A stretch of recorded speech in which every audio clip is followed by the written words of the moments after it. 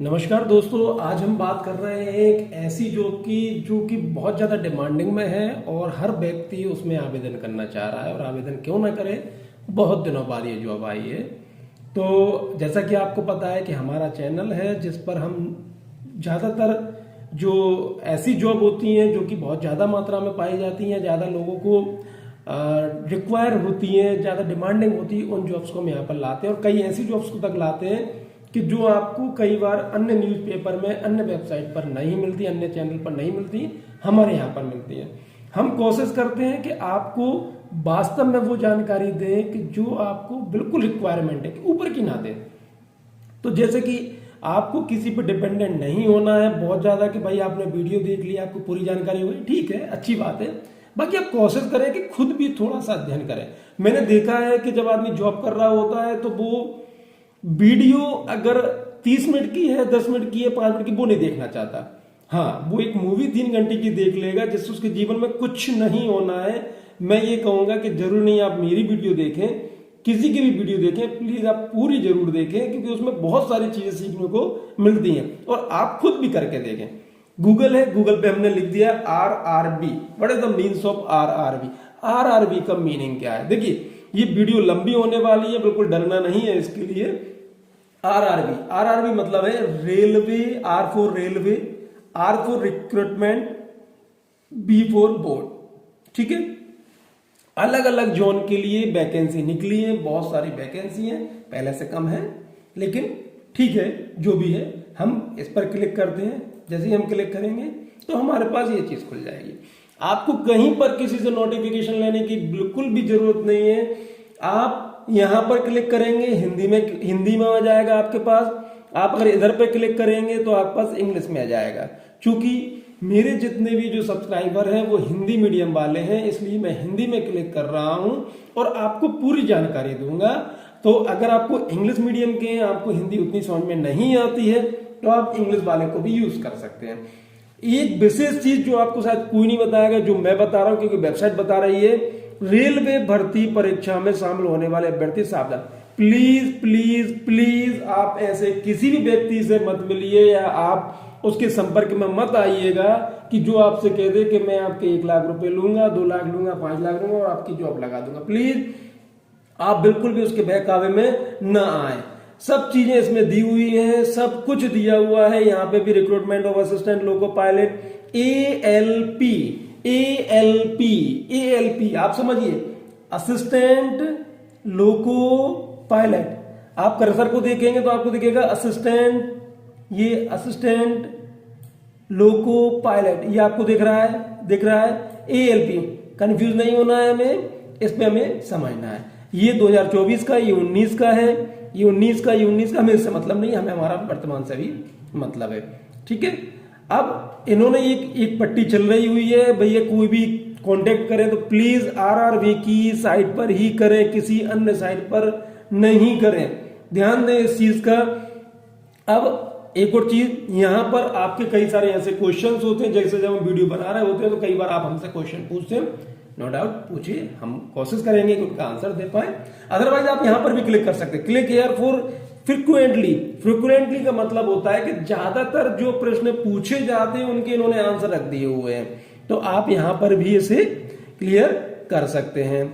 ये एप्लीकेशन कैसे क्या करनी है वो आपको पूरी चीज यहां पर दी हुई है। ठीक है, ये पुराना है, इससे हमें कोई मतलब नहीं है, 2023 का है। अब इस वेबसाइट में हमारे लायक ऐसी कोई चीज, जहां तक मैं समझता हूं 22 का आ गया, हमें कोई मतलब नहीं है, हम 24 का काम करते हैं। अब हम आते हैं हमारी, जैसे ही आप जब इस पर क्लिक करेंगे, मैं बता देता हूं आपको, या तो इस पर क्लिक करेंगे या इस पर क्लिक करेंगे, तो जैसे ही आप क्लिक करेंगे तो आपके जो ओपन होगा वो है ये। क्लियर? आपका क्या ओपन हो गया?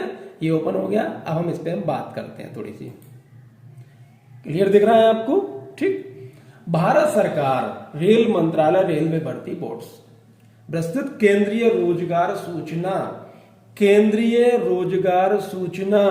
C केंद्रीय रोजगार एम्प्लॉयमेंट, E सूचना न्यूज, N 01 यानी पहली है, 2024 की ये पहली रोजगार सूचना है, इसलिए इसको क्या नाम दिया गया है?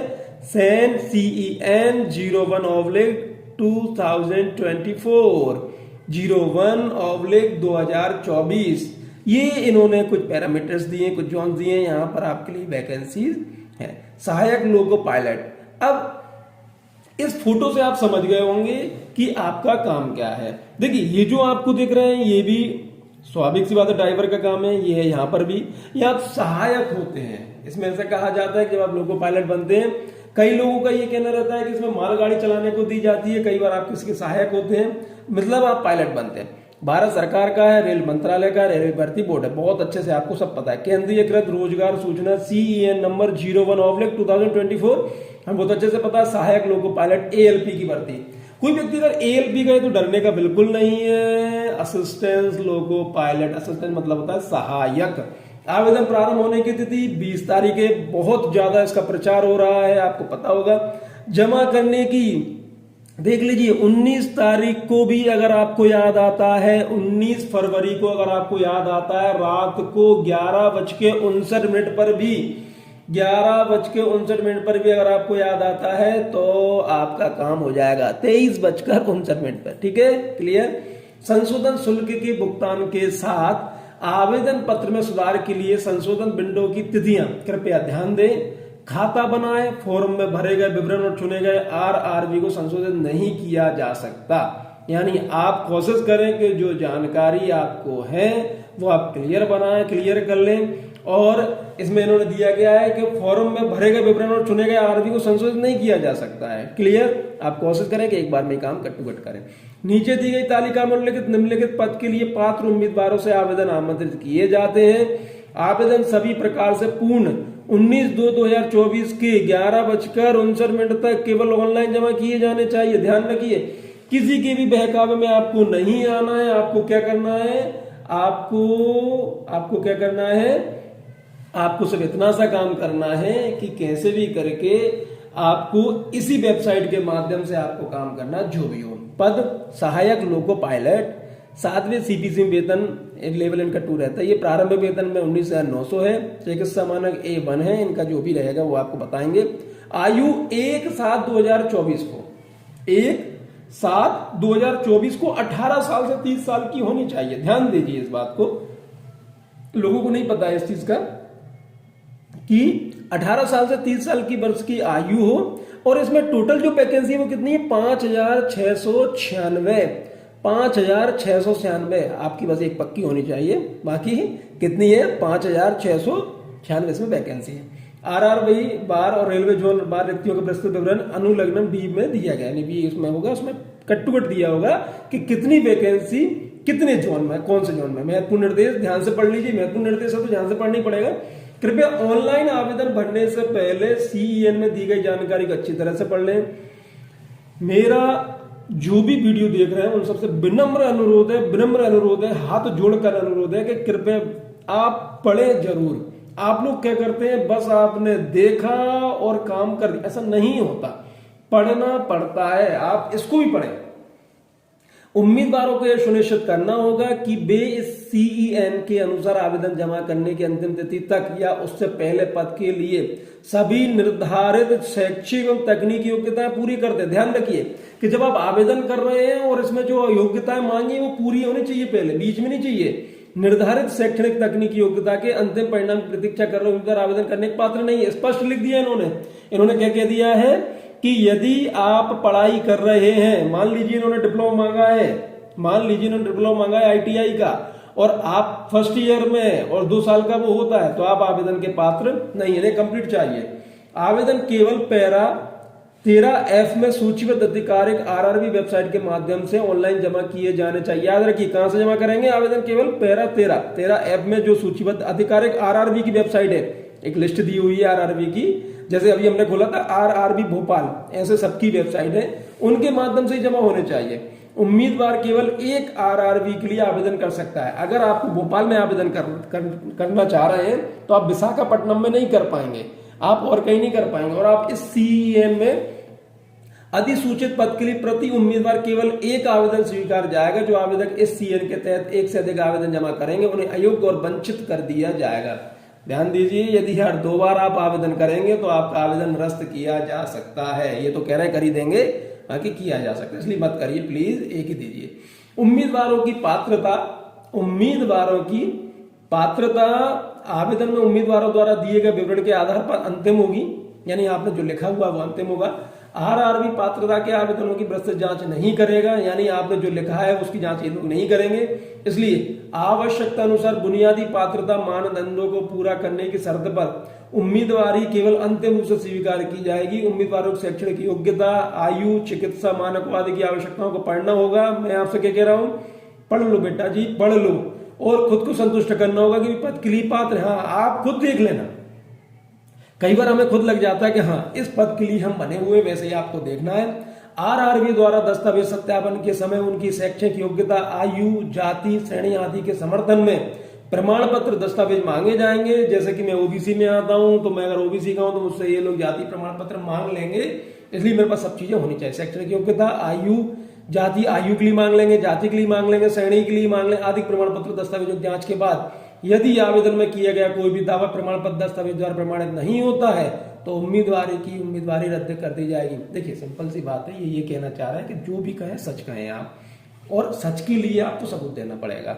एक चीज को समझिए, जो भी कहें सच कहें, और सच के लिए आपको सबूत देना पड़ेगा। इसके अलावा भर्ती किसी भी चरण के दौरान है, उसके बाद भी यदि यह पाया जाता है, यानी कभी भी यह पाया गया कि आपने गलत बोला था, तो क्या होगा देख लीजिए कि उम्मीदवार के बारे में कोई जानकारी झूठी गलत है, या यदि उम्मीदवार में न कोई प्रासंगिक जानकारी है, छिपाई है, या उम्मीदवार पद के लिए पात्रता मानदंडों को पूरा नहीं करता है, तो उसकी उम्मीदवारी तुरंत तत्काल प्रभाव से खारिज कर दी जाएगी। SC, ST, OBC, EWS, EBC स्थिति या किसी अन्य लाभ जैसे कि शुल्क रियायत, अगर मान लो आप इन सब में किसी में भी आते हैं और आपको शुल्क यानी पैसों में रियायत चाहिए, आरक्षण चाहिए, आयु की छूट चाहिए आदि के दावे के लिए महत्वपूर्ण तिथि जहां अन्यथा निर्दिष्ट नहीं है, इस CN के ऑनलाइन आवेदन जमा करने की अंतिम तिथि होगी। यानी जहां पर अगर कोई आपको छूट नहीं दी गई है तो जो ऑनलाइन आवेदन की तिथि है वो आपके लिए फाइनल है। मेडिकल फिटनेस उम्मीदवारों के सुनिश्चित करना होगा कि वे LLB पद के लिए निर्धारित चिकित्सा मानकों को पूरा करते हैं। जो अभ्यर्थी इस पद के लिए चिकित्सा दृष्टि अनुपयुक्त पाए जाएंगे उन्हें कोई वैकल्पिक नियुक्ति नहीं दी जाएगी। देखिए आपका मान लीजिए सब कुछ ठीक है, लेकिन आपकी आंखों में कोई परेशानी है तो आपको कोई भी दूसरी वैकेंसी बिल्कुल भी नहीं मिलेगी। आप दिमाग से हटा लीजिए कि हमसे फॉर्म भर दे और हमारा काम हो जाएगा, ऐसा बिल्कुल भी नहीं होगा। आयु इन्होंने स्पष्ट पहले ही कह दिया है कि 1/7/2024 को आयु जो है 18 से 30 साल की होनी चाहिए। आयु में छूट के बारे में विवरण के लिए कृपया पैरा, अगर छूट चाहिए तो पैरा इनका 5.1 है, वो आप देख सकते हैं, हम देखेंगे अभी, लेकिन इसमें लिखा हुआ आरआरबी का चयन इस CEN में दर्शाई गई आरआरबी बार रेलवे बार रिक्त अंत में, और ये संबंधित रेल प्रशासन की आवश्यकता अनुसार बढ़ या घट सकती हैं, मतलब उनके ऊपर डिपेंड करता है। उम्मीदवार केवल एक आरआरबी चुन सकते हैं, हम पहले भी बात कर चुके हैं, और केवल उस चुने हुए आरआरबी के तहत अधिसूचित रेलवे जोन के लिए अपनी प्राथमिकता बता सकते हैं। यानी जैसे मैं रहता हूँ गुना में रहता हूँ तो मैं चुनूंगा भोपाल के बाद में दूसरी चुनूंगा तो मेरा काम नहीं हो पाएगा। भर्ती की पूरी अवधि के दौरान सभी संचार के लिए उम्मीदवारों के पास अपना सक्रिय मोबाइल नंबर और एक वैध व्यक्तिगत ईमेल आईडी होना चाहिए। देखिए ध्यान रखिए, आपसे जो भी बात होगी, जो मोबाइल नंबर आप दे देंगे, एक वो और एक आपकी जो ईमेल आईडी है वो रखिए। देखिए प्लीज आप 2-3 मोबाइल अगर आप रखते हैं तो एक ऐसा मोबाइल रखिए इस चीज के लिए, और एक ऐसा मेल आईडी कि जिस पर आप इन चीजों का अपडेट देखते हैं। उनके साथ सभी संचार केवल SMS और ईमेल के माध्यम से होंगे, इसलिए ध्यान रखिए। देखिए ये मैटर वो नहीं है कि आप हाँ हो जाएगा, ऐसा कुछ नहीं है, इसलिए आपको ध्यान देना होगा। ऑनलाइन आवेदन के दौरान उम्मीदवारों को एक खाता बनाने के लिए कहा जाएगा। जब आप ऑनलाइन आवेदन करेंगे तो आपसे कहा जाएगा एक खाता बना लीजिए, अकाउंट बना लीजिए। उम्मीदवारों को सलाह दी जाती है कि खाते निर्माण के लिए आवश्यक विवरण अत्यंत सावधानी से भरे। पहले भी हम बात कर चुके हैं कि आप इन चीजों को सावधानी से भरें, क्योंकि खाता बनने के बाद किसी भी प्रकार की सुधार की अनुमति नहीं दी जाएगी। खाता बनाए, फॉर्म में भरेगा विवरण, मोबाइल नंबर और ईमेल आईडी सहित खाता बनने के बाद किसी भी चरण में संशोधन नहीं किया जा सकता है। बहुत ही ध्यान से आप काम करें। ऑनलाइन आवेदन सभी प्रकार से पूर्ण जमा करने के बाद यदि कोई उम्मीदवार खाता बनाए, फॉर्म, ईमेल आईडी और मोबाइल नंबर सहित एवं चयनित आरआरबी में भरेगा विवरण को छोड़कर किसी विवरण को संशोधित, परिवर्तित या सही करना चाहता है, वह प्रत्येक बार ₹250 के संशोधित शुल्क के भुगतान करके 20/2/2024 से 29/2/2024 तक ऐसा कर सकता है। खाता बनाए, फॉर्म में भरे गए कुछ, अगर आपको ऐसा लगता है, किसको छोड़कर, विवरण को छोड़कर, यानी चयनित आरआरबी में भरेगा विवरण को छोड़कर किसी विवरण को संशोधित करता है, यानी और कोई विवरण तो जो है उसको संशोधित करते हैं आप तो 250 रुपये लगेंगे आपके। और ये तारीख इन्होंने दी 20 से 29 तारीख, ऐसा कर सकते हैं। और स्पष्ट कह दिया है ईमेल आईडी और मोबाइल नंबर सहित चुने गए आरआरबी को नहीं बदला जा सकता है, यानी आप मोबाइल नंबर नहीं बदला होगा, ईमेल आईडी नहीं बदली होगी आपकी, और जो आपने आरआरबी चुना वो बदला नहीं होगा। 29/2/24 के बाद आरआरबी आवेदन में दी गई जानकारी में संशोधन के लिए किसी प्रतिनिधि पर विचार नहीं करेगा, कैसे भी भेज देना, कुछ विचार नहीं होगा 29/2/2024 के बाद। दूसरे चरण सीबीसीटी के लिए उम्मीदवारों की शॉर्ट लिस्टिंग आरआरबी बार उस आरआरबी के लिए रिक्तियों के 15 गुना की दर से की जाएगी। रेलवे प्रशासन की आवश्यकता अनुसार बढ़ या घट सकती है। देखिए शॉर्ट लिस्टिंग है, घटे बढ़ सकती है। सीबीटी 1 में उनके योग्यता के आधार पर होगा। परीक्षा के सभी चरणों में अंक सामान्य किए जाएंगे, जिनमें कई पालियां शामिल होंगी, कई तरह की पालियां होंगी। 8 बजे से पेपर होंगे, 12 बजे से भी होंगे, 3 बजे से भी होंगे। सीबीटी की लिए शॉर्टलिस्ट किए गए उम्मीदवारों को आधिकारिक आरआरबी वेबसाइट के साथ साथ एसएमएस, ईमेल, उनके पंजीकृत मोबाइल नंबर और ईमेल आईडी पर माध्यम से सीबीटी 2 में उपस्थित होने के लिए उनके ई कॉल लेटर डाउनलोड करने के लिए सूचित किया जाएगा। तो आप मैसेज आएगा कि भैया आपका डाउनलोड कर लीजिए, मेल आपका लेटर आ गया है।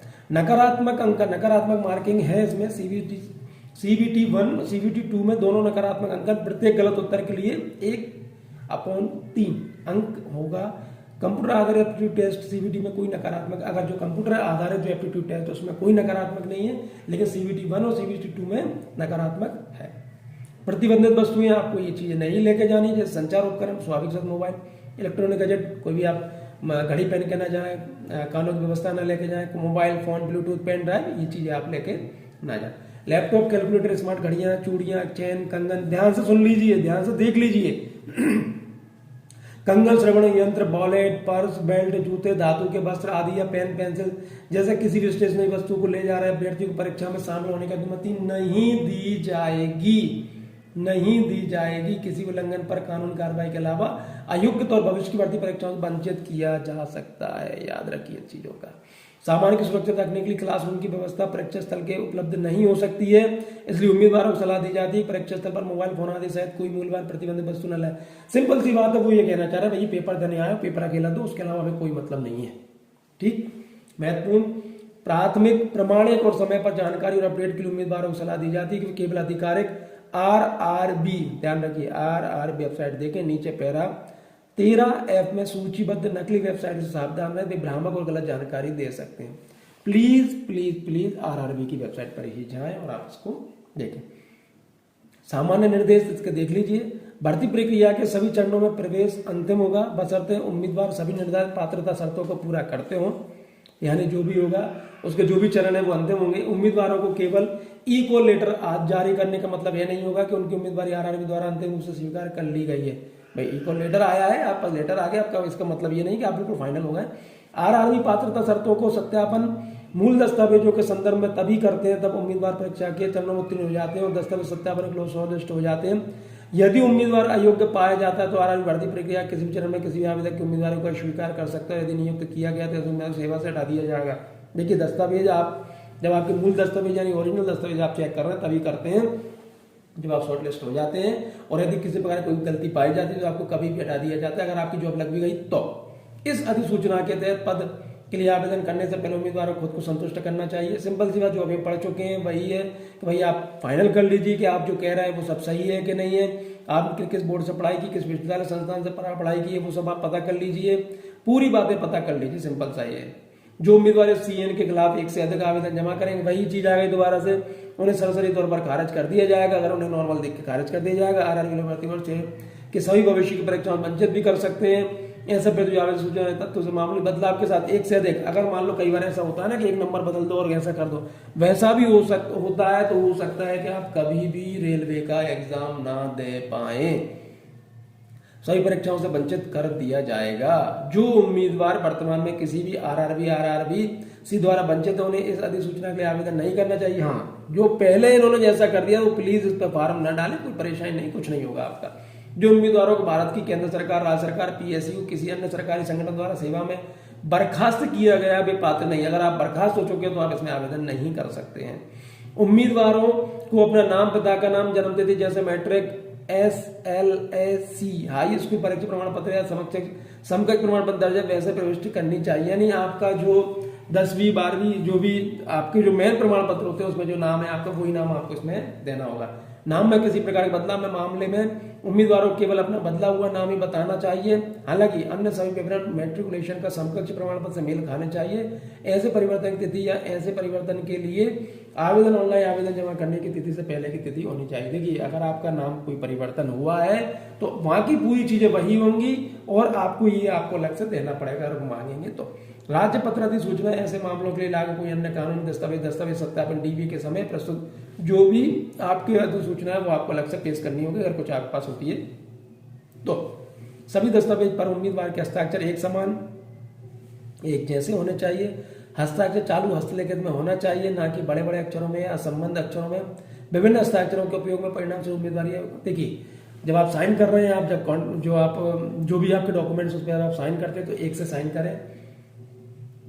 CVT 1, CVT 2, CVT एवं DV की तिथियां पैरा 13F में दिए गए अनुसार भाग लेने वाले RRB की वेबसाइट पर प्रकाशित की जाएगी। CVT 1, CVT 2, CVT और DV जैसे लागू हो के लिए E-कॉल लेटर केवल संबंधित RRB की वेबसाइट से डाउनलोड किए जाने चाहिए जैसा कि पैरा 13F में दिया गया है। E-कॉल लेटर में दर्शाया गया CVT की तारीख और शिफ्ट अंतिम होगी।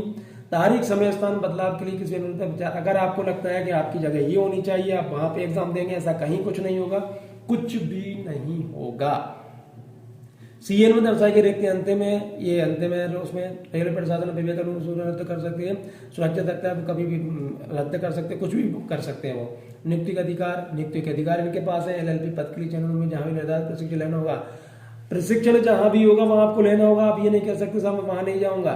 और प्रशिक्षण अवधि के दौरान केवल वजीफा का भुगतान किया जाएगा, जो भी उसका कोई शुल्क होगा वो दिया जाएगा। आप ये ना कहें कि साहब हमें ये भी दो और वो भी दो।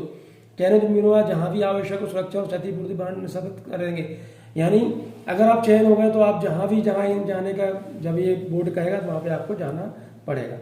पोस्टिंग आमतौर पर एक रेलवे कर्मचारी की पूरी सेवा, ये अपन पूरा पढ़ते हैं, रेलवे की पूरी सेवा दौरान रेलवे या रेलवे प्रतिष्ठान में नियोजित किया जाएगा। इसमें उससे पहले नियुक्ति पर तैनात किया गया है और उसके पास किसी अन्य रेलवे या किसी अन्य प्रतिष्ठान में स्थानांतरण के अधिकार के रूप में कोई दावा नहीं होगा। हालांकि एक सक्षम प्राधिकारी सेवा की अत्यावश्यकताओं में रेलवे कर्मचारी किसी अन्य विभाग या रेलवे प्रतिष्ठान में स्थानांतरण कर सकता है, जिसके भारत के अंदर या बाहर की परियोजना भी शामिल है।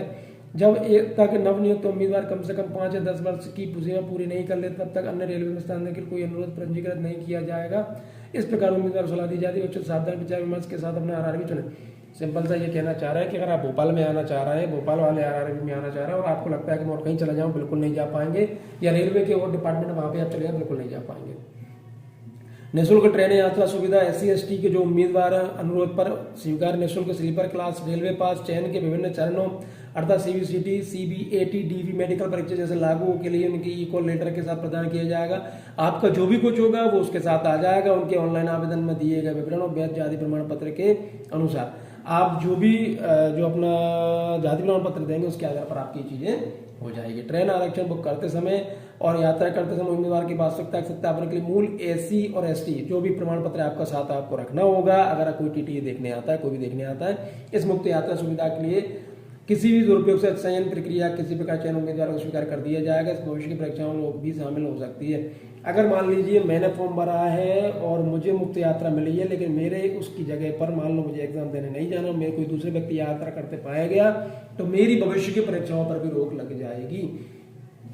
इसलिए इनके पास बदलने संशोधित करने के पूरे अधिकार रहेंगे। RRB उम्मीदवारों की जो व्यवस्था है सहमति से भर्ती प्राप्त उनके अंक अन्य मंत्रालय विभागों सार्वजनिक क्षेत्र के उपक्रमों PSU निजी संगठनों के साथ उनकी भर्ती के लिए साझा कर सकते हैं। अभ्यर्थी को अपने ऑनलाइन आवेदन में इसके लिए सहमति इनकार का उल्लेख करना चाहिए। आपके जो नंबर वगैरह है जो भी अन्य विभागों में जा सकते हैं, तो अगर आपको लगता है कि हाँ सहमत हूँ नहीं हो तो आप वहाँ पे लिख सकते हैं। उम्मीदवारों को उनके हित में सलाह दी जाती है कि आवेदन जमा करने की अंतिम तिथि से काफी पहले अपना ऑनलाइन आवेदन जमा करें। तो ये तो हम भी कहेंगे आपसे कि अगर आपको फॉर्म भरना है तो आप कल ही भर दीजिए, आज ही भर दीजिए, कल क्यों आज ही भर दीजिए। अंतिम समय की किसी भी भीड़ से बचे। अंतिम दिनों के दौरान भारी इंटरनेट या बिल्कुल होगा वेबसाइट ट्रैफिक की संभावना। इस साधारण अनुशंसा की। बिल्कुल बिल्कुल डन डन, ये वाली बात बिल्कुल सही कह रहे हैं लोग। उम्मीदवारों के लिए हेल्पलाइन CN के आवेदन जमा करने की तकनीक मुद्दों से किसी प्रकार के प्रश्न के लिए 10 बजे से सुबह 10 बजे से शाम को 5 बजे सभी कार्य दिवसों में। ये मेल ID है और ये फ़ोन नंबर है, इसे आप बिल्कुल सेव कर लीजिए किसी भी चीज़ में। यदि उम्मीदवार किसी भी कारण से अंतिम तिथि के दौरान अपना ऑनलाइन आवेदन जमा नहीं कर पाते, आरआर की जिम्मेदार नहीं होगा। बिल्कुल बिल्कुल सही है, बिल्कुल नहीं होगा। रिक्तियाँ, कृपया ध्यान दें कि ये रिक्तियाँ रेलवे प्रशासन की आवश्यकता के अनुसार बढ़ या घट सकती हैं, हमें पहले से ही पता है। अब हम आते हैं मेडिकल फिटनेस के मानकों पे। ये मेडिकल फिटनेस का मानक है, ये इसे आप देख लीजिए किस तरह का है, जिससे कि आपको ये समझ में आ जाए कि भाई ये इस तरह का भी है। तो हम अभी देख लेते हैं कि A1 जो मानक शारीरिक की हर तरह से फिट होना चाहिए, दूर की दृष्टि, ये चीज़ है, ये आप अपने हिसाब से पढ़ लीजिए भाई कि ये आपको चाहिए। उपरोक्त चिकित्सा मानक सांकेतिक है, संपूर्ण नहीं है, सामान्य रूप से उम्मीदवार पर लागू होते हैं। विवरण के लिए उम्मीदवारों की भारतीय रेलवे मेडिकल मैनुअल जो उनका अलग से खंड अध्याय 5 को पढ़ने की सलाह दीजिए। आप खंड 5 को पढ़ लीजिए, उसमें आपको पूरी चीज़ें और क्लियर हो जाएंगी। जिन उम्मीदवारों ने वार्तक त्रुटि को ठीक करने के लिए लेसिक सर्जरी या कोई अन्य सर्जिकल प्रक्रिया कराई है, वे LLB पद के लिए पात्र नहीं है। यदि एक ये व्यवस्था है, लेसिक सर्जरी अगर आपने करवाई है तो आप पात्र नहीं। उम्मीदवार को DV के दौरान उन्हें लगभग 5A में घोषणा प्रस्तुत करनी होगी। भारतीय रेलवे मेडिकल मैनुअल ये आप पढ़ लेंगे, मेडिकल मानक में अलग है, ये दिया हुआ indianrailway.gov.in पर एक्सेस किया जा सकता है। उम्मीदवारों को विशेष रूप से ध्यान देना चाहिए, LLB पद के लिए कड़े चिकित्सा मानक है, ध्यान दें। इसलिए उन्हें यह सुनिश्चित करना होगा कि उन्हें फिटनेस दृष्टि शारीरिक मानकों दोनों के संदर्भ में ऊपर बताया गया मेडिकल मैनुअल पढ़ने की ज्यादा आवश्यकता।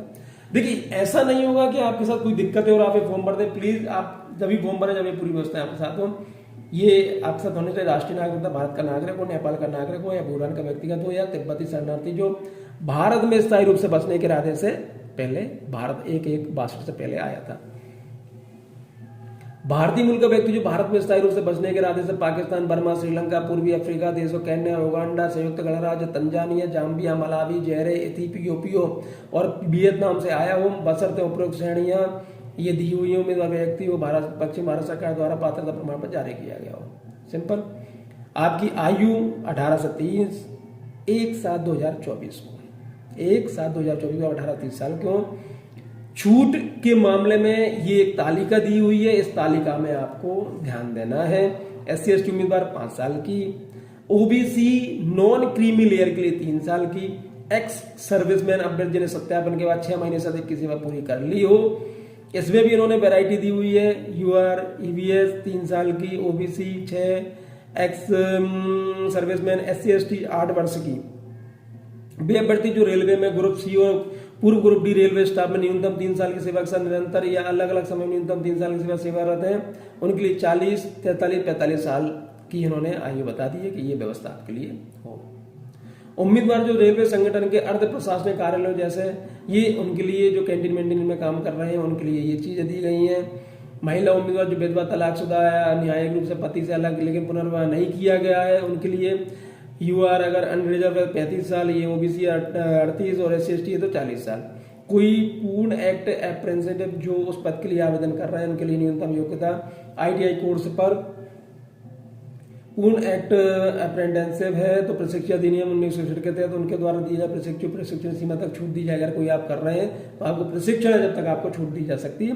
वे अभ्यर्थी 25 साल की आयु प्राप्त करने से पहले प्रशिक्षित अधिनियम, पाठ्यक्रम अधिनियम प्रशिक्षण बन गए हैं तो उनके लिए ये व्यवस्था, ये कम मैटर है से, लेकिन फिर भी आपको दी गई है। उम्मीदवारों की जन्म तिथि नीचे दी गई तिथियों के बीच होनी चाहिए, दोनों तिथियां सम्मिलित हैं। आयु वर्ग 18 से 3, अनरिजर्व EBS 2/7/94, OBC 2/7/91, SC/ST 2/7/1989।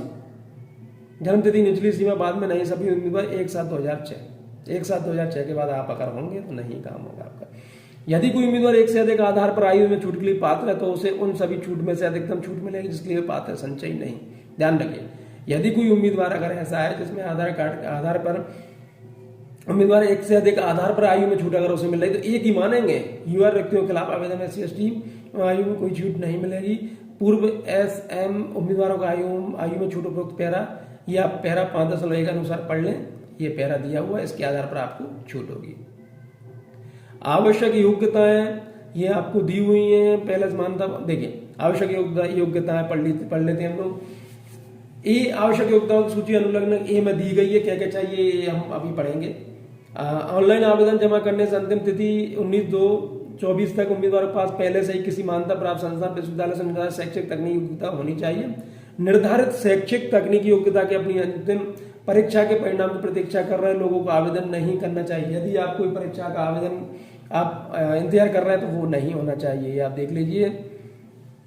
परीक्षा शुल्क कितना है, 500 रुपये है सभी उम्मीदवारों के लिए, ठीक है। और प्रथम चरण सीबीटी में उपस्थित होने पर 500 रुपये के इस शुल्क में से 400 रुपये की राशि बैंक शुल्क काटकर वापस कर दी जाएगी, यानी आपको कहीं कुछ नहीं करना, आपके पास व्यवस्थाएं हो जाएंगी। दूसरे नंबर पर उन उम्मीदवारों के लिए जो SC/ST, एक्स सर्विसमैन, महिला, ट्रांसजेंडर, अल्पसंख्यक, इकोनॉमिकली बैकवर्ड क्लास और EBC में संबंधित उम्मीदवारों के लिए सावधानी, EBC और OBC EWS के साथ भ्रमित नहीं किया जाना चाहिए। 250 रुपये का यह शुल्क प्रथम चरण सीबीटी में उपस्थित होने पर लागू बैंक शुल्कों की कटौती के साथ वापस कर दिया जाएगा। इनमें इतना कर दिया जाएगा, आपके में इतना कर दिया जाएगा। जहां केवल CBT 1 में भाग लेने वाले उम्मीदवारों को ऊपर बताया गया अनुसार परीक्षा शुल्क का रिफंड पहला पेपर देंगे। उसके बाद शुल्क भुगतान के तरीके, केवल internet banking, debit credit card या UPI के माध्यम से ऑनलाइन शुल्क भुगतान स्वीकार किया जाएगा। सभी से लागू शुल्क, सेवा शुल्क उम्मीदवार द्वारा वहन किए। इसके अलावा जैसे मान लीजिए आप 500 रुपये देते हैं और अगर आपके उसके 10 रुपये एक्स्ट्रा लगते हैं तो वो आपको ही पे करने होंगे। उम्मीदवार द्वारा शुल्क का भुगतान केवल ऑनलाइन मोड से ही होगा, स्वाभाविक सी बात है। और बिना प्राप्त आवेदन, बिना निर्धारित शुल्क अगर आपको नहीं दिया जाए तो वो वैसे भी खारिज हो जाएगा। इन्होंने ये व्यवस्था दी, अल्पसंख्यक मुस्लिम, ईसाई, सिख, बौद्ध, जैन और पारसी शामिल होंगे जो ऑनलाइन आवेदन जमा करने की तिथि 19/2 तक प्राप्त संशोधन, विलोपन, समावेशन आदि के अधीन होंगे। उनको भी तभी करना है। ऑनलाइन आवेदन है, उनका कोई दिक्कत ऐसी है नहीं है। ये आप पढ़ लें। EBC में उम्मीदवार बे जिनकी वार्षिक पारिवारिक आय 50,000 रुपये से कम है और ये इसके लिए आपको वो देना पड़ेगा, आपका वैध आय प्रमाण पत्र देना पड़ेगा। ये इनके माध्यम से आपको वो दिया गया हो। परीक्षा शुल्क की वापसी ये आप पढ़ लें, क्योंकि हमारा जो वीडियो है वो बहुत ज़्यादा बड़ा हो रहा है तो मैं मेन जो चीज़ें हैं वो अब आपको बता दूंगा। लंबे पद आरक्षण, ये आप देख लें कि लंबे पद आरक्षण किसके लिए है, कौन को स्वीकार करना है, किसके OBC, SC/ST, ABC इन सब के लिए क्या क्या है, ठीक। उसके बाद अब हम बात करते हैं हमारी आर्थिक रूप से कमजोर, जो बताई दिया गया है भाई जो आर्थिक रूप से कमजोर हैं वो आप डॉक्यूमेंट दिखा रहे हैं। इन्होंने हर चीज को क्लियर किया हुआ है कि आपके पास इतनी जमीन है, इतनी व्यवस्था है, ऐसा कुछ है, अगर उससे ज्यादा कुछ है। देखिए मेरा सबसे पहले आपसे यही कहना है, बाद में भी और अभी भी, कि आप अपनी पूरी जानकारी सही से भरें। पूर्व सैनिकों के लिए ये व्यवस्था है इनकी, ठीक है। उसके बाद अब हम आते हैं भर्ती प्रक्रिया। भर्ती प्रक्रिया में एक उम्मीदवार केवल एक RRB के लिए आवेदन कर सकता है। हमें बहुत अच्छे से पता चल गया है। भर्ती प्रक्रिया में शामिल होंगे। प्रथम चरण होगा आपका CBT फर्स्ट का, द्वितीय चरण होगा CBT सेकंड का। कंप्यूटर आधारित योग्यता आपका एक एग्जाम होगा, दस्तावेज सत्यापन होगा, चिकित्सा परीक्षण होगा आपका, परीक्षा कार्यक्रम और स्थानों की जानकारी उचित समय पर आधिकारिक RRB वेबसाइट, SMS, ईमेल माध्यम दी जाएगी। किसी भी चरण को स्थगित करने, कुल मिला के ये आपका पूरा सिस्टम है, ठीक है। प्रथम चरण में पहला हो जाएगा, शॉर्टलिस्टेड हो जाएगा, अंतिम में CBT की गणना की जाएगी। और अब इन्होंने क्या दे दिया है कि इसका एक पाठ्यक्रम बता दिया है, CBT का इसका सिलेबस बता दिया है। देखिए अगर आप 2 वीडियो देखते हैं कि सिलेबस में क्या आएगा और इस कैसे फॉर्म भरना, तो आपको दोनों चीजें आपको एक ही जगह पर मिल गई हैं। CBT का जो पैटर्न है वो ये रहा है, आप देख सकते हैं। 60 मिनट का, प्रश्न संख्या 75 है और 75 एक अंक प्रति प्रश्न है। इसको आप देख सकते हैं कि भाई कैसा क्या है। प्रत्येक गलत उत्तर के लिए 1.3 अंकों की दर से नकारात्मक अंकन किया जाएगा। कई पालियों में आयोजित CBTs के लिए अंकों का डाउन नॉर्मलाइजेशन किया जाएगा। पात्रता न्यूनतम उत्तरी प्रतिशत, UR ABC 40%, OBC 30%, SC 30%, ST 25%, ये इन्होंने दिया हुआ है। अब ये इनका सिलेबस है। सिलेबस में आप देख सकते हैं गणित में ये सब चीजें हैं जो आएंगी। मानसिक सप्ताह में आपके पास ये चीजें हो जाएंगी, पूरा हो आ जाएगा। सामान्य विज्ञान में आपके पास अंतर्गत 10वीं कक्षा के स्थित भौतिकी, रसायन विज्ञान और सब विज्ञान, जीव विज्ञान शामिल है। सामान्य जागरूकता में आपके साथ यह है, समसामयिक मामले आते हैं, सब जगह वही आएंगे। विज्ञान प्रौद्योगिकी, ये सब चीजें जाएंगी। CBT 2 के लिए जो इसमें आ जाएगा उम्मीदवार शॉर्टलिस्टिंग CBT 1 में उनके सामान्यकृत अंकों और योग्यता के आधार पर RRB 22 और कमेंट 22 की जाएगी, ध्यान रखिए। CBT 2 के लिए शॉर्टलिस्ट किए गए वाले उम्मीदवारों की कुल संख्या प्रत्येक आरआरबी के लिए अधिसूचित व्यक्तियों की संख्या से 15 गुना तक सीमित होगी। आप समझिए इस चीज को कि आप मान लीजिए जिस भी जोन में फाइनल कर रहे हैं, जिस भी जगह फाइनल कर रहे हैं, वहां पे वैकेंसी मान लीजिए 1000 है, तो 15,000 लोग तक ही ये लेके जाएंगे, उसके ज्यादा नहीं लेके जाएंगे। हालांकि रेलवे अधिसूचित पद के लिए पर्याप्त संख्या में उम्मीदवारों की उपलब्धता सुनिश्चित कराने के लिए उपरोक्त सीमा की आवश्यकता घटाने वो उनका निर्णय है, वो कर सकते हैं। ठीक है, पैटर्न 2 में ये इन्होंने बता दिया है, नीचे बताया गया है। कुल अवधि 2 घंटे की, 2 घंटे 30 मिनट की है। 175 प्रश्न है, 90 मिनट भाग ए में 90 मिनट और 100 प्रश्न है, भाग बी में 60 मिनट और 75 प्रश्न है। ये दिया हुआ है, ये इनका पूरा सिलेबस है। आप सिलेबस भी देख सकते हैं, बहुत आराम से आपको दिख रहा है। गणित, सामान्य बुद्धिमान बुनियादी, भाग बी में आपके साथ उम्मीदवारों की योग्यता।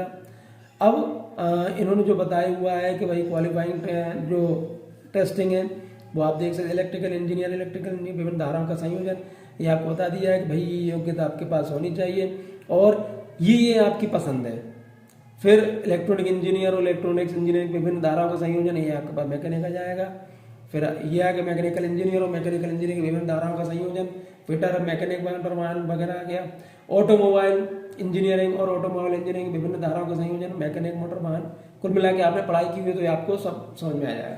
कंप्यूटर से रिलेटेड एक क्वेश्चन, एक पेपर और होगा, तो उसके आधार पर ही आप सब चीजें दी जाएंगी। और योग्यता अंक CBAT अर्हता प्राप्त करने के सभी उम्मीदवार समुदाय की परवाह किए बिना कि प्रत्येक टेस्ट बैटरी में अलग अलग 42 अंकों का होगा, T स्कोर प्राप्त करना होगा। मेरिट सूची केवल CBAT में अर्हता प्राप्त करने वाले उम्मीदवारों से तैयार की जाएगी।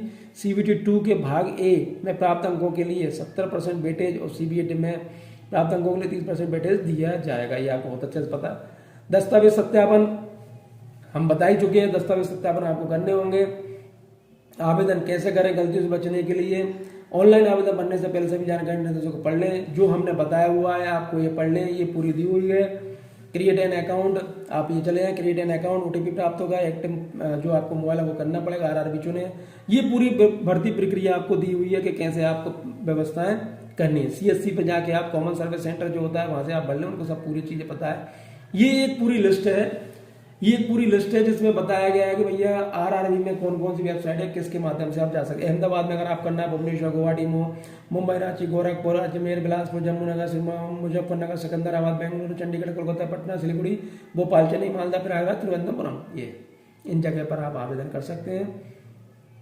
ऑनलाइन आवेदन जमा करने के सामान्य दिशा निर्देश, इनको भी आप पढ़ लें।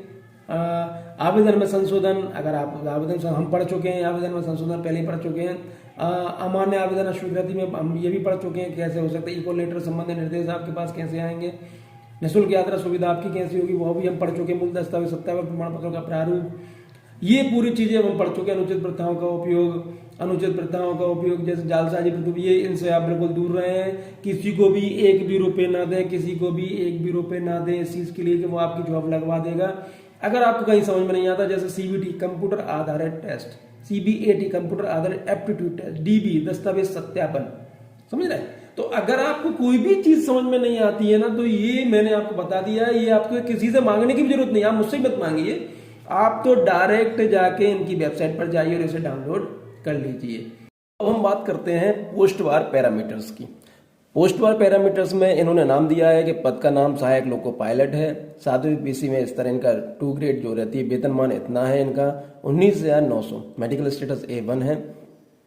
और इसमें इन्होंने दिया हुआ है कि उपयुक्त नहीं है, क्योंकि बेंचमार्क अगर विकलांगता वगैरह ये सब चीजें नहीं चाहिए। न्यूनतम शैक्षणिक योग्यता, तो न्यूनतम शैक्षणिक योग्यता में आप देखें कि आपने इन चीजों में ये कोर्स ITI किया हुआ है नहीं किया हुआ है। Matriculation SSLC plus, NCBT SCBT के मान्यता प्राप्त जो ITI संस्थान होते हैं, एक स्टेट से मान्यता प्राप्त होता है और एक नेशनल से होता है, तो उसको NCBT, और जो स्टेट से होता है उसको SCBT से कहते हैं।